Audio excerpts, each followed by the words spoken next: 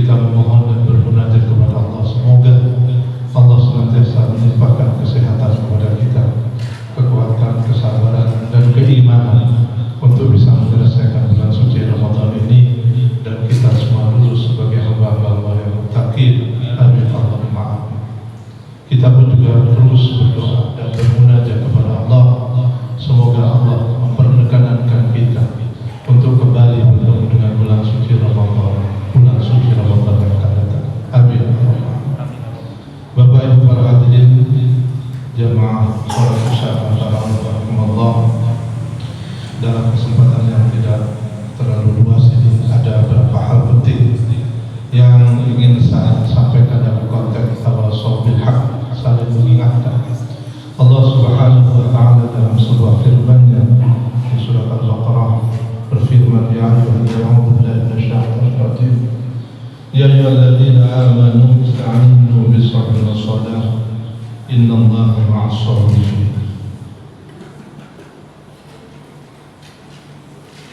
wa la taqulu liman yuqtalu fi sabilillahi amwat bal ahya'un walakin la tash'urun wa la nabluwannakum bi syai'in min al-khawfi wal-ju'i wa naqsin min al-amwali والأنفس والثمرات وبشر الصابرين الذين إذا أصابتهم مصيبة قالوا إنا لله وإنا إليه راجعون أولئك عليهم صلوات من ربهم ورحمة وأولئك هم المهتدون. صدق الله العظيم وصدق الرسول الكريم ونحن على ذلك من الشاهدين والشاكرين والحمد لله رب العالمين. Bapak Ibu, dalam ayat ini Allah memberikan pedoman pegangan kepada kita dalam situasi apapun. Ya ayyuhalladzina amanu ista'inu bis-sabri was-salah. Apapun kondisi kita, dalam kondisi seperti apapun, ayo kita jadikan ini dua hal kunci keutamaan kita dalam menjalankan kehidupan ini. Ista'inu, kita meminta tolong pada Allah itu dengan cara apa? Bis-sabri was-salah. Makanya Imam An-Nawawi dalam kitab menyatakan as-sabru itu ada thalathati aqsam. Sabar itu ada tiga. Pertama, as-sabru fil ibadah. Sabar dalam menjalankan ibadah. Contoh misalnya yang kita jalankan hari ini nggak kebayang kalau di luar Ramadan apa ada ibadah setelah sholat Isya itu sampai ditunggu rame-rame, nggak ada. Tapi kita dengan sabar menunggu datangnya sholat tarawih, kemudian kita menjalankan bersama sholat tarawih. Kita jalankan dengan penuh sabar, as-sabru 'ala ibadah, dan itu terjadi di bulan suci Ramadan. Problemnya bisa nggak kesabaran dalam, kenapa kok kita mau bersabar menunggu tarawih, padahal tarawihnya itu kan tidak sebentar. Ada yang 4-4-3 seperti di masjid ini, ada yang 2-2, ada yang 8, ada yang 20. Tapi masing-masing dengan penuh kesabaran menunggu dan menunaikan sholat itu sekarang bersama. Kenapa kok nggak dilakukan di rumah sendirian saja, bisa ngebut atau malah tidak sholat? Tapi apa? Kita semua datang berloyal-loyal ke masjid untuk menjalankan as-sabru 'ala ibadah.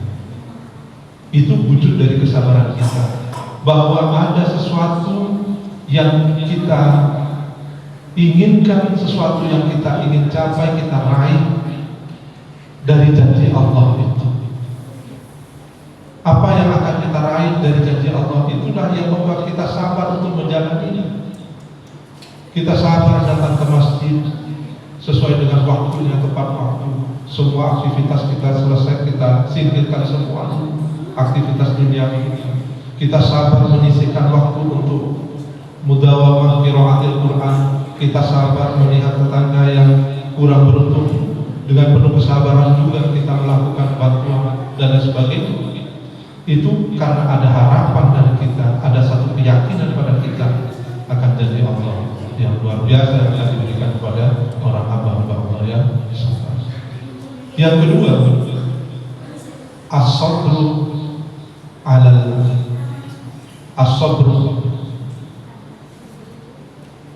musibah, indal musibah. Yang ketiga adalah sabar ketika kita mendapatkan musibah. Ini juga ujian dari kesabaran itu sendiri.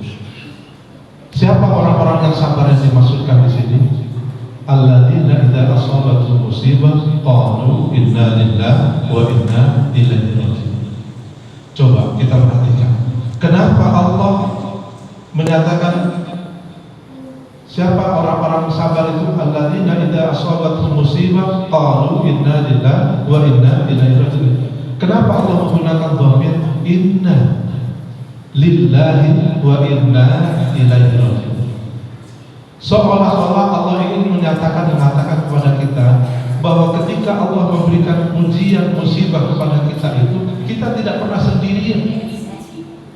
Coba Bapak Ibu lihat di tayangan televisi yang baru-baru ini lagi tren, bukan lagi maksudnya, sedang terjadi beberapa saudara kita yang kena musibah banjir. Misalnya, bagaimana orang-orang yang terkena musibah banjir itu bisa ketawa-ketawa sambil ini, bahkan bisa dada-dada di TV, padahal terkena musibah. Ini kenapa? Karena musibah itu tidak pernah Allah timpakan kepada satu orang.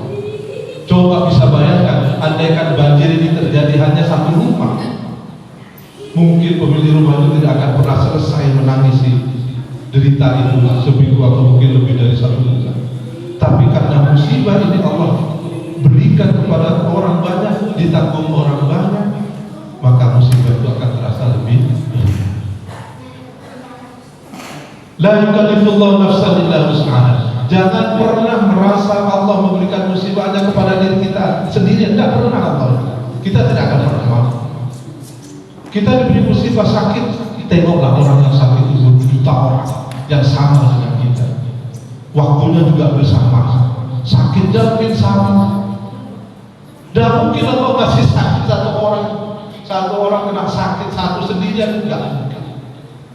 Biar kita bersama-sama. Inna lillahi wa inna ilaihi raji'un. Jadi jangan pernah mengeluh, jangan pernah merasa Allah menimpakan musibah hanya kepada diri kita sendirian di dunia ini. Allah sudah mencatat inna kita semua. Jadi tidak pernah ada satu musibah bentuk apapun, kita kesulitan uang, kita dalam bentuk apa, musibah dalam hidup itu tidak akan pernah sendirian. Banyak orang yang sama dan serupa musibah di hidup kita. Tinggal kita apakah bisa menerima itu sebagai qada dan qadarnya Allah.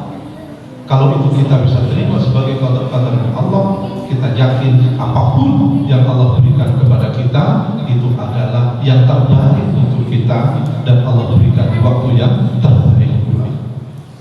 Itu yang harus kita tanamkan keyakinan. Apapun yang Allah berikan di dalam hidup kita, dalam proses perjalanan hidup kita yang sementara ini, semuanya hidup ini adalah ujian, dan ujian ini sebagai wujud rahmat rahmatnya Allah yang Allah berikan kepada kita, dan itu Allah pilihkan yang terbaik untuk kita, dan Allah berikan di waktu yang terbaik pula untuk kita. Seorang mukmin harus punya keyakinan seperti itu. La haula wa la quwwata illa billah. Kita harus sadar ketika Allah memberikan ujian semacam itu, la haula wala quwwata illa billah. Kita mungkin punya kemampuan, tapi Allah tidak memberikan daya untuk memaksimalkan kemampuan itu. Sebagai contoh, banyak orang yang punya tangan, punya kaki, tapi tidak semua orang yang punya tangan dan kaki bisa menggerakkan tangan dan kakinya itu. Allah memberikan kekuatan berupa tangan dan kaki, tapi Allah mencabut kemampuannya untuk menggerakkan kaki dan tangan itu. Dia tidak bisa apa-apa. Allah memberikan kekuatan, tapi Allah tidak memberikan haulun, daya untuk itu. Dan manusia tidak ada yang punya kekuatan ataupun daya apapun di dunia ini. Bapak Ibu hadirin yang dirahmati oleh Allah Allah. Karena itu sabar dengan as-sabr dan as-shaum itu memang sama, banyak persamaan. Sehingga orang yang melakukan ibadah shaum dia bisa akan menghasilkan hamba-hamba yang sabar. As-shaum dari lughatan secara bahasa itu al-imsak, menahan. As-sabr lughatan juga al-habsu, menahan juga, sama, ya kan? As-sabr itu artinya kesabaran kita menjalankan taat kepada Allah. As-siyam juga kesabaran kita dalam menjalankan perintah Allah yang bersifat sir ini. Di dalam puasa itu ada sebuah keistimewaan sama dalam sebuah kesabaran. Orang sabar mampu menahan dirinya. Al-junnah, as-siyamu junnatun lil muslim. Coba Bapak Ibu bayangkan ketika kita puasa, sangat bisa kita masuk kamar mandi, kita masuk dapur, tidak ada orang yang tahu. Tapi apakah itu kita lakukan? Tidak pernah. Itu keistimewaan puasa, dan itu wujud dari kesabaran. Atau mungkin kita terbiasa di luar Ramadan biasa berbohong, kalau nggak berbohong pusing. Tapi begitu masuk Ramadan puasa, apa berani kita berbohong? Nanti maghrib sih. Atau mau marah nunggu maghrib dulu. Kenapa? Ada junnah pada diri kita. Satu keyakinan, satu tameng yang membentuk dalam jiwa kita ketika kita menjalankan ibadah puasa. Maka kata Rasul, kalau orang karena as-shaumu as-siyamu junnatun fala yarfud wala yajhal. Janganlah dirusak tameng itu dengan perkataan yang tidak baik, yang menyinggung, yang merasakan, yang membuat orang lain tersakiti dengan perkataan itu. Wala yajhal, dan janganlah bertindak bodoh atau sembrono. Itu untuk menjaga tameng kita, jangan sampai kita yarfud mengatakan sesuatu bukan hanya karena benar kita harus katakan, tapi benar itu juga tidak hanya sekedar baik. Apakah benar dan baik itu menenangkan, menyejukkan, menyamankan orang-orang yang mendengarkan? Ada 3 kriteria yang harus kita perhatikan ketika kita akan melakukan sesuatu, menyampaikan sesuatu. Apakah yang kita sampaikan itu benar? Kalau toh pun benar, apakah yang kita sampaikan itu baik? Kalau toh pun baik, apakah yang baik itu tidak menyinggung atau menyakiti orang-orang yang akan mendengarkan? Itulah yang mungkin bisa kita lakukan dan kita upayakan sehingga kita semua akan keluar dari bulan Ramadan ini sebagai hamba-hamba Allah yang muttaqin. Terakhir saya ingin hanya mengutip sebuah riwayat bagaimana yang saya sampaikan. Berkata itu tidak hanya benar, tidak hanya baik, tapi yang bijak. Suatu ketika Rasulullah Muhammad SAW dalam sebuah majelis, Rasulullah memberikan pengajian pada para sahabat.